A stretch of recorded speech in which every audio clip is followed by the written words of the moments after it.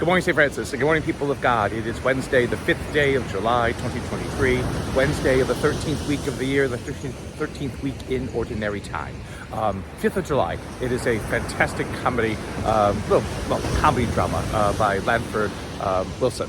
So if you ever get to see that play on Broadway, off Broadway, or any other kind of theater, go watch it, the 5th of July.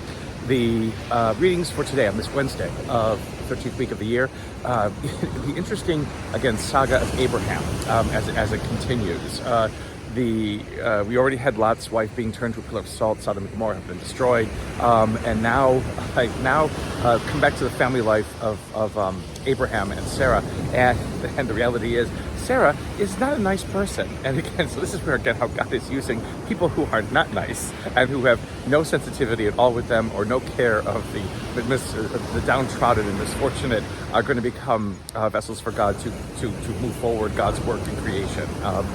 Sarah is jealous of Hagar, through whom Abraham has conceived the child Ishmael, because Sarah was considered barren until God says, no, she's not going to be anymore. So Ishmael and Isaac, the son of Abraham and Sarah, are getting along quite well, and Sarah doesn't like that because Sarah's a terrible person. And so basically she says to Abraham, get rid of Hagar, and get rid of Ishmael, and destroy them, because I don't want them. I don't want Ishmael, becoming friends with someone who's going to have the inheritance that God basically says Isaac is going to have.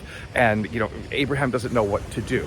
So again, domineering wife, domineering woman, and Abraham without a backbone. All these wonderful people are going to be the ones through whom God works through salvation history. So just always remember that.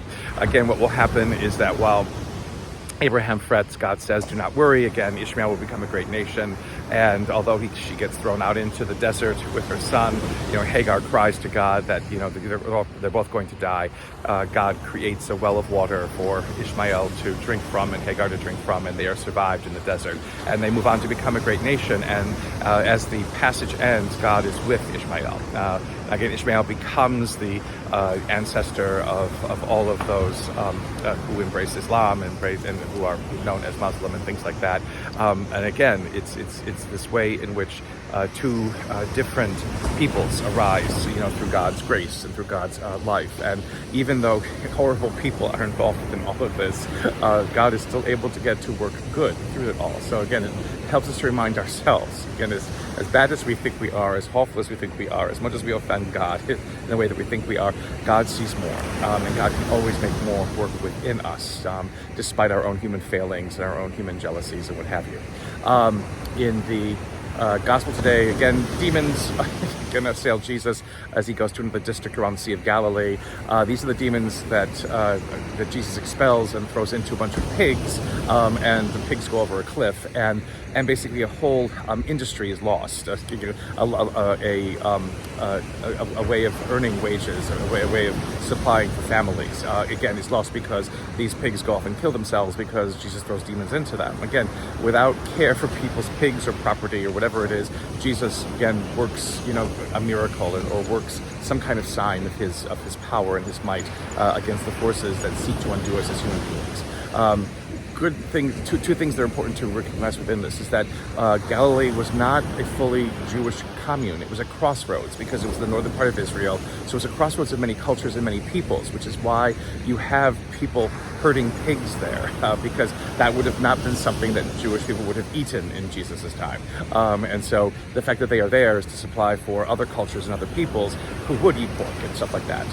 The fact that Jesus feels, that he can just get rid of them all, again, shows pigs are not important to Judaism, so why not get rid of that? But was any help ever given to these swine herders who lost their income and lost their livelihood because Jesus killed the pigs? Again, it's not said, and so it leaves lots of questions always. Again, as to how God shows, the might over creation, over evil spirits, whatever you want to call it, whatever's going on. But sometimes there is lack of regard for other people's, property and their livelihood and things like that. Still, God's will is done, and it is for us to ponder always, knowing that again God cares, for us, even in these weird, strange, confusing ways. There is a God who cares for us, that can even use what is wrong and what is not right, and what is misfortune in our lives, to proclaim glory and show wonder to all. A blessed day, St. Francis and people of God. May the Lord give you his peace.